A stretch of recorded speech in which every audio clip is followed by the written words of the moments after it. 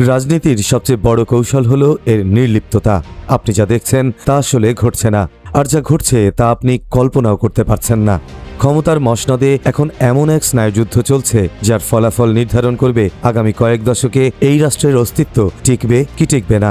যে মানুষটিকে নিয়ে কিছুদিন আগেও রাষ্ট্রযন্ত্রের ভেতরে ফিসফাস ছিল যে তিনি হয়তো ব্যাগ গুছিয়ে চিরতরে দেশ ছেড়ে পালিয়ে যাবেন, সেই মানুষটি এখন পুরো রাষ্ট্রের রক্ষা কবচ হয়ে দাঁড়িয়েছেন। হ্যাঁ, যদি ভুল না করি তবে ডক্টর ইউনূসই বাংলাদেশের 23তম মহামান্য রাষ্ট্রপতি হিসেবে শপথ নিতে যাচ্ছেন।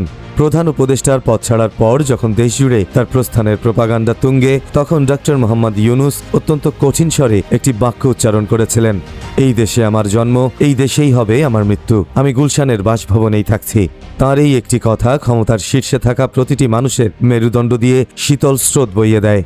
কারণ যিনি জাতিসংঘের মহাসচিব হওয়ার দৌড়ে থাকা একজন বিশ্বনেতা, তিনি যখন নিজ দেশে বসে থাকার সিদ্ধান্ত নেন তখন রাষ্ট্র তাকে এড়িয়ে চলতে পারে না, তাকে কাজে লাগাতেই হয়। আর ঠিক এই অস্তিত্ব রক্ষার তাগিদ থেকেই বঙ্গভবনের সিংহাসনে ডক্টর মোহাম্মদ ইউনূসকে বসানোর এক অভূতপূর্ব এবং অব্যর্থ ব্লুপ্রিন্ট চূড়ান্ত করা হয়েছে।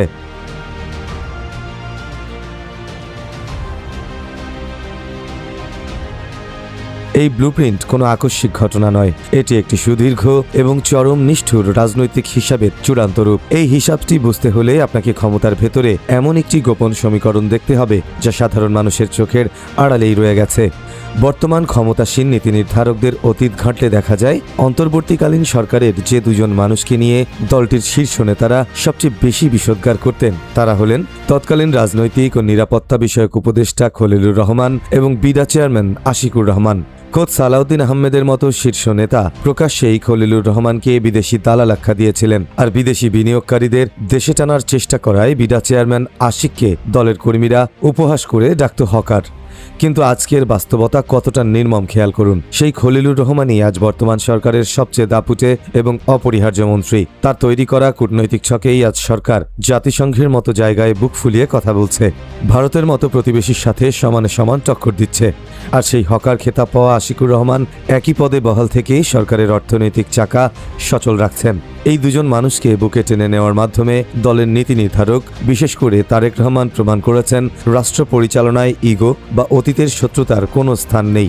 এখানে কেবল টিকে থাকার সমীকরণ কাজ করে। খলিল ও আশিককে দিয়ে যদি আন্তর্জাতিক কূটনীতির এমন সুফল পাওয়া যায়, তবে ডক্টর ইউনূসের মতো বৈশ্বিক অভিভাবককে বঙ্গভবনে বসালে যে কতটা ভয়াবহ মাত্রার ফায়দা লুটতে পারবে সরকার, সেই গাণিতিক হিসাবটি এখন তারা কষছেন। আর সুপ্রিম কোর্টের প্রখ্যাত আইনজীবী অ্যাডভোকেট আবু হেনা রাজ্জাকির তথ্য মতে সেই হিসাবের চূড়ান্ত পর্যায়ে হিসেবেই ডক্টর ইউনূসকে সরাসরি রাষ্ট্রপতির প্রস্তাবটি দেয়া হয়েছে।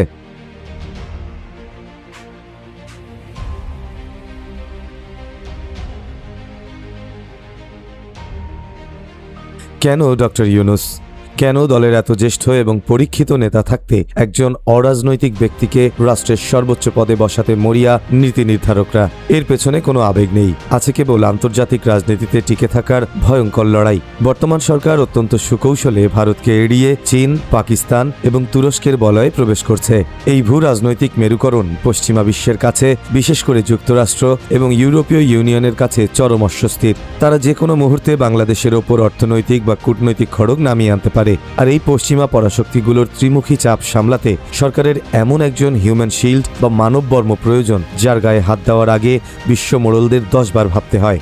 ডক্টর ইউনূস হলেন সেই একমাত্র আন্তর্জাতিক ছাতা। তিনি বঙ্গভবনে থাকা অবস্থায় বিশ্বের কোনো পরাশক্তি বাংলাদেশের আভ্যন্তরীণ রাজনীতিতে সরাসরি হস্তক্ষেপ করার দুঃসাহস দেখাবে না।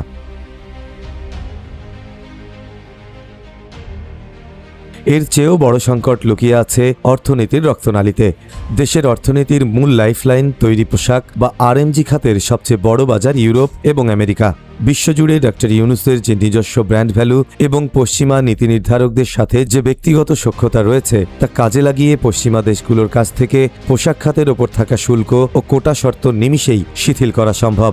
একজন নোবেলজয়ী ব্যক্তিত্ব যখন রাষ্ট্রের প্রধান হন, তখন সেই দেশের পণ্য রপ্তানিতে আন্তর্জাতিক ছাড় পাওয়াটা স্বয়ংক্রিয় হয়ে ওঠে। অন্যদিকে বৈশ্বিক অর্থ সংকটের এই চরম মুহূর্তে বিশ্বব্যাংক, IMF বা ADBর মতো প্রতিষ্ঠানগুলো থেকে বিলিয়ন বিলিয়ন ডলারের জরুরি ঋণ এবং অনুদান ছাড়া এই রাষ্ট্র এক পাও সামনে এগোতে পারবে না।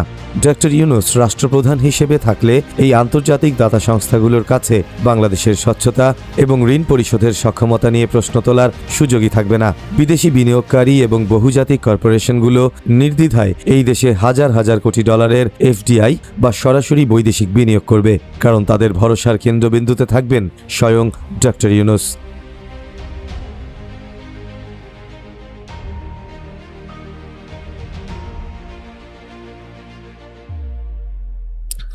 অর্থনীতির এই আন্তর্জাতিক হিসেবের বাইরে দেশের অভ্যন্তরীণ এবং সাংবিধানিক বাস্তবতার দিকে তাকালে পুরো চিত্রপট আরও পরিষ্কার হয়ে যায়।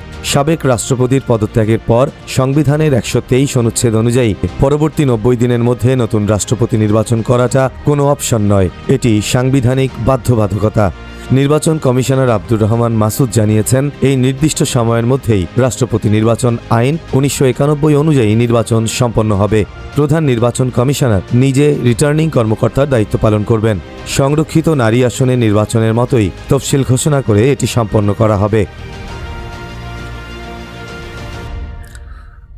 এখন সবচেয়ে মোক্ষম আইনি মারপ্যাঁচটি খেয়াল করুন।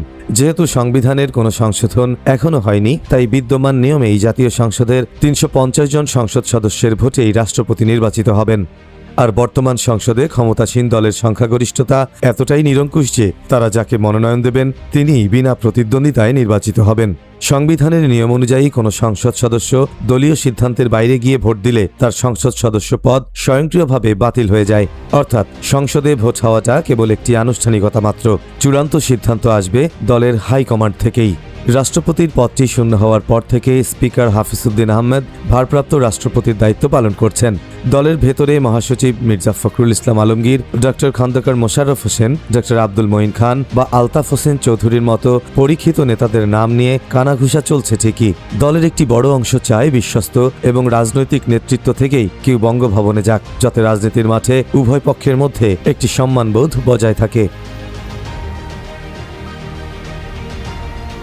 কিন্তু দলের চেয়ারম্যান ও প্রধানমন্ত্রী তারেক রহমান খুব ভালো করেই জানেন, দলের ভেতর থেকে কাউকে রাষ্ট্রপতি বানালে হয়তো তৃপ্তির ঢেকুর তোলা যাবে, কিন্তু আন্তর্জাতিক বলয়ে বাংলাদেশ যে ভয়াবহ বিপদের মুখে দাঁড়িয়ে আছে তা থেকে বাঁচার কোনো উপায় থাকবে না। 2024 সালের গণ অভ্যুত্থান পরবর্তী বাংলাদেশে রাষ্ট্র সংস্কারের যে বিশাল প্রত্যাশা মানুষের মধ্যে তৈরি হয়েছে, সেখানে একজন দলীয় ব্যক্তিকে রাষ্ট্রের অভিভাবক করলে সাধারণ মানুষের মাঝে চরম বিভাজন এবং অনাস্থা তৈরি হবে।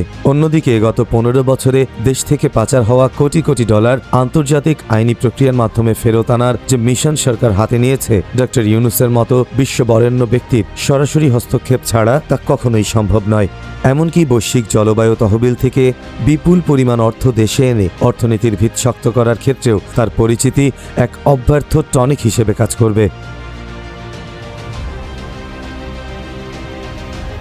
রাজনীতিতে আবেগ দিয়ে রাষ্ট্র চলে না। অতীত সমালোচনা, দলীয় গ্রুপিং এবং কর্পোরেট সিন্ডিকেটের সমস্ত চাপকে বুড়ো আঙুল দেখিয়ে নীতি নির্ধারকরা আজ সেই সিদ্ধান্তটি নিতে যাচ্ছেন, যা দেশের ইতিহাসের সবচেয়ে বড় মাস্টার স্ট্রোক। খলিলুর রহমান বা আশিকুর রহমানকে দিয়ে যে কূটনৈতিক চমকের শুরু হয়েছিল, ডক্টর মোহাম্মদ ইউনূসকে বঙ্গভবনের সিংহাসনে বসানোর মধ্য দিয়ে সেই চমক তার চূড়ান্ত এবং সর্বোচ্চ রূপ পেতে যাচ্ছে। সাংবিধানিক বাধ্যবাধকতা এবং আন্তর্জাতিক চাপের এই নির্মম সমীকরণে ডক্টর মোহাম্মদ ইউনূসই হতে যাচ্ছেন বাংলাদেশের 23তম রাষ্ট্রপতি। এটি এখন আর কোনো রাজনৈতিক গুঞ্জন নয়, এটি সময়ের সবচেয়ে অনিবার্য এবং নির্মম বাস্তবতা, যা খুব শীঘ্রই দেশের ইতিহাসে এক নতুন অধ্যায়ের সূচনা করতে যাচ্ছে।